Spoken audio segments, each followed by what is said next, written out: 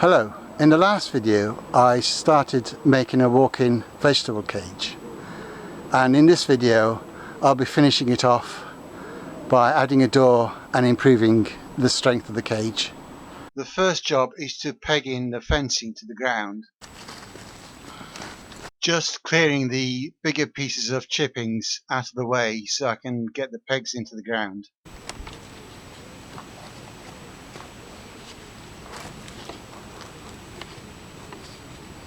Making sure that the peg is firmly in the ground as much as possible, and replacing the mulch.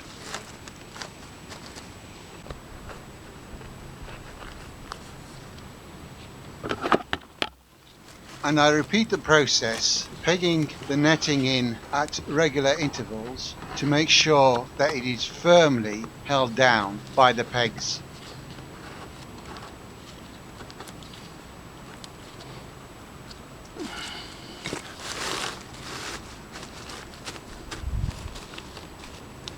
I've pegged all of these.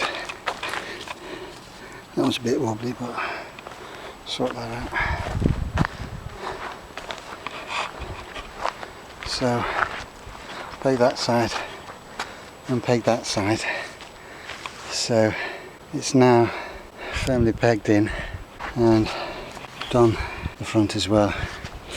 So now it's time to do the door. And the idea is I'm going to put these two uprights, hammer them in, and then there's a rib there and a rib there. So I'm going to cut out this middle rib, either side of it. Then these pieces I'll wrap round and tie to that side, so this piece will tie to that bit. And then I can put a piece in for the door.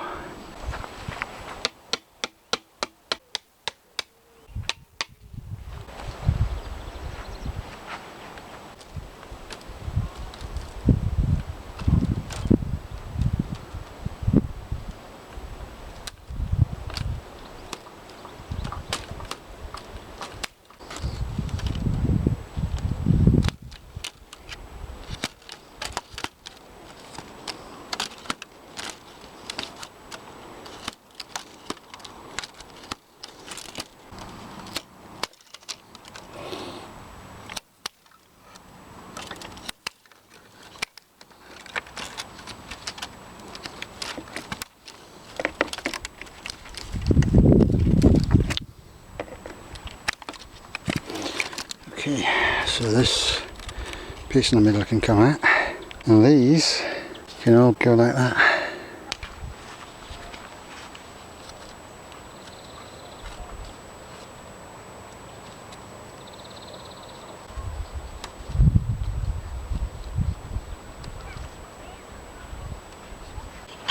Okay, so we'll tie those back like that, but I'm going to zip tie the rib to this piece first.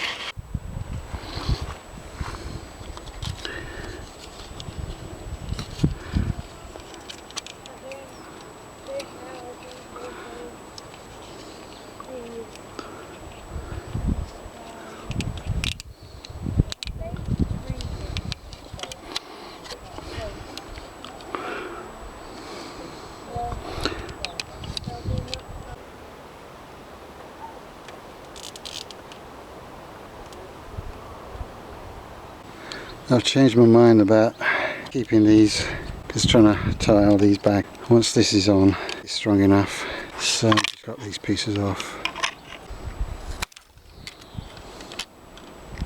So that side is done. On this side, these zip ties weren't quite big enough because this is wider. This piece is wider than that piece, but it's what I had.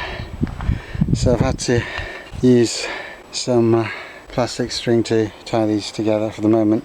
When I get some bigger zip ties, I'll fix that, and I will go and sort these out later, but that's for a day when I've got more time.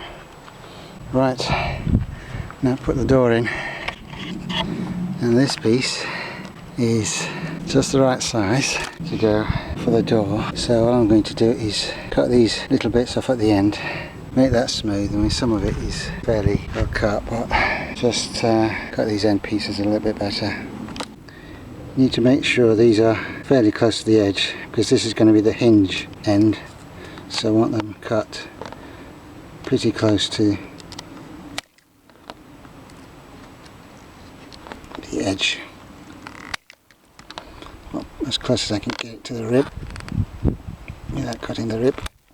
Okay, I've cut that edge and it's got a little rid on it, but it's not quite perfect, but it will do. So now I've just got to hang it. So I've got to hang it just a little bit higher so it can clear the bottom there, and it will overlap a little bit at the top, so there will be just a little bit of a gap there. So I've got 2 pieces of wire.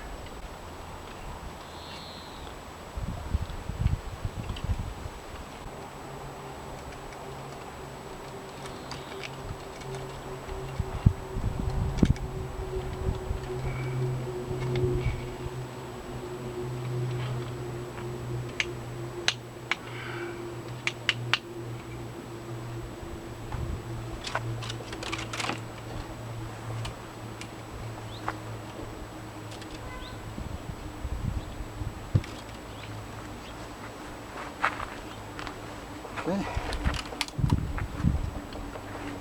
So that can be opened.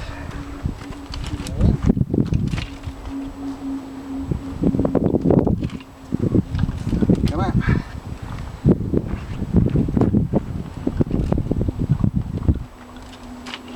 Obviously, it's not a door that's going to be used very frequently. Once every few weeks, I suppose. Really just to hold it shut. Doesn't need much. A couple of old shoelaces. First tie it to this, and then I can just, I'll need to just do that.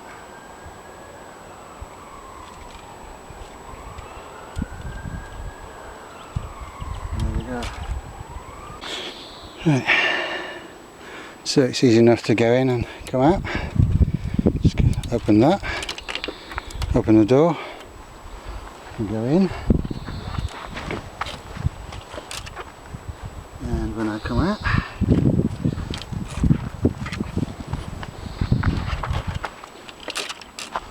all I've got to do is throw that bit through.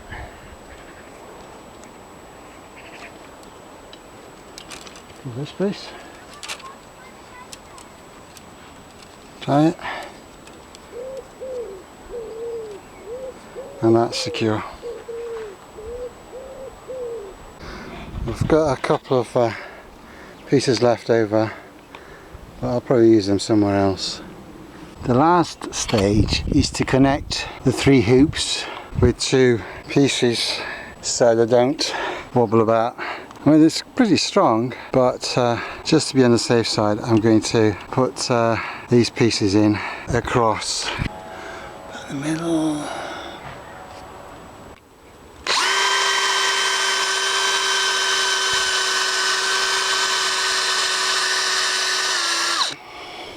Now, I haven't got one really long piece, so I've got 2 pieces which are going to get to both of them be connected to the middle piece. So I want the join somewhere either side of the centre, about there. So I need 2 holes.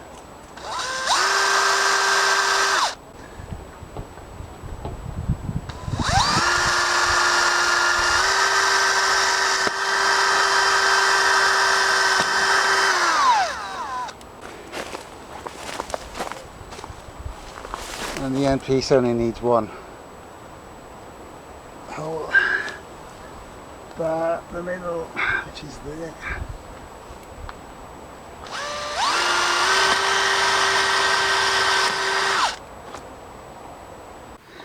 These pieces were treated wood that was used in a roof, and they were redoing the roof, so this was going in the skip. So it has got nail holes in it, so I don't have to drill the holes at the end. Just need to drill holes in the middle where it's necessary. The ends already got holes in them. I might need to just make them a little bit wider. Right, we've put the cross pieces across, so they go across, and this one, obviously they overlap a little bit. So what we did was the joint in the middle was zip tied the two pieces together as well, and tied it to the fencing as well, so this isn't going anywhere. It's good and tight. I'm having to push to make it actually move even. I'm having to put my considerable weight behind it to make it wobble even a little bit, so this isn't going anywhere. The bindweed hasn't wasted any time.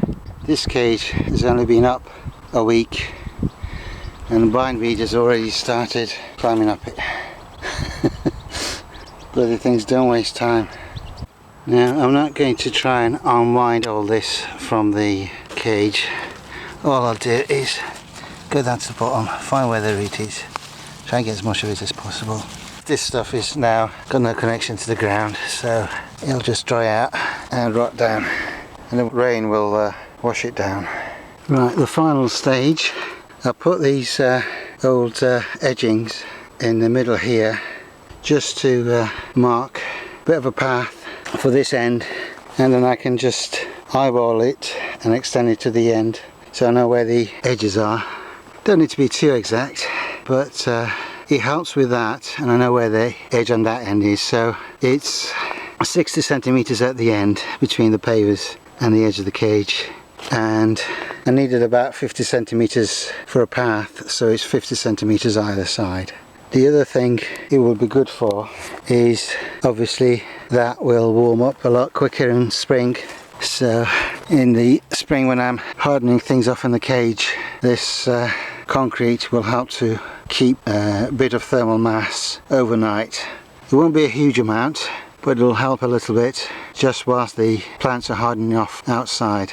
They'll only be there for a day or two, and they will have been hardened off a bit beforehand anyway, so this will help just in case we get a really cold night.